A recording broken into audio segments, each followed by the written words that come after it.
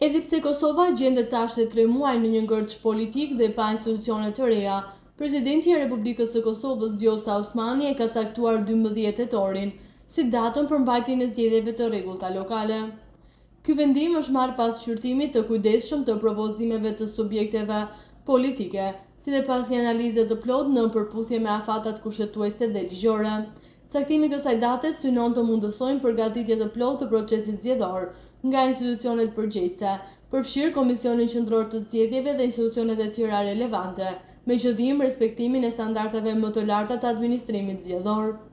Kjo datë siguron hapësirën e nevojshme për organizim teknik dhe logjistik, për të formuar të gjitha format dhe procedurat e votimit, sipas procedimit të ligjit, thuhet në njoftimin e Presidencës së Kosovës.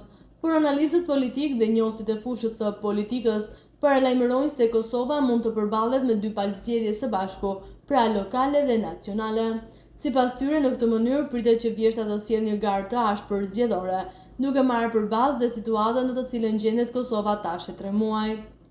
Analisti Faton Mehmeti tha se partia në pushtet synon që nga euforia e zgjedhjeve nacionale të fitojnë ato dhe në lokale, në të cilat në vazhdimsi ka performuar keq.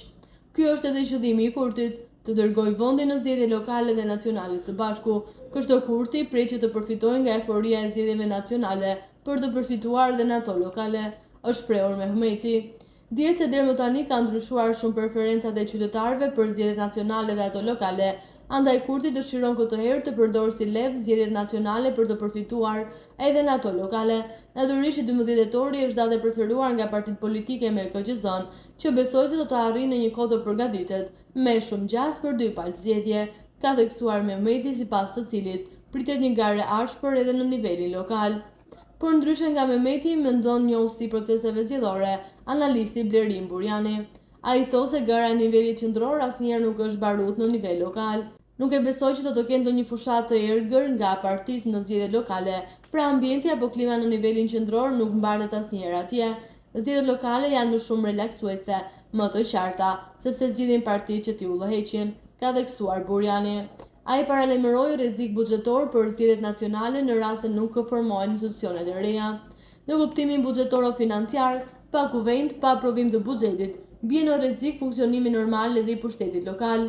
Ka shumë komuna që kanë borxhe nga kontratat kolektive dhe kanë humbur miliona për shkak të mosrespektimit të kontratës kolektive. Pastaj, nëse nuk aprovohet buxheti apo rishikimi, s'mund të ketë fare buxhet, ndërkohë që ky rishikim gjithmonë ndodh në qershor, ka përfunduar analisti Blerim Burjani.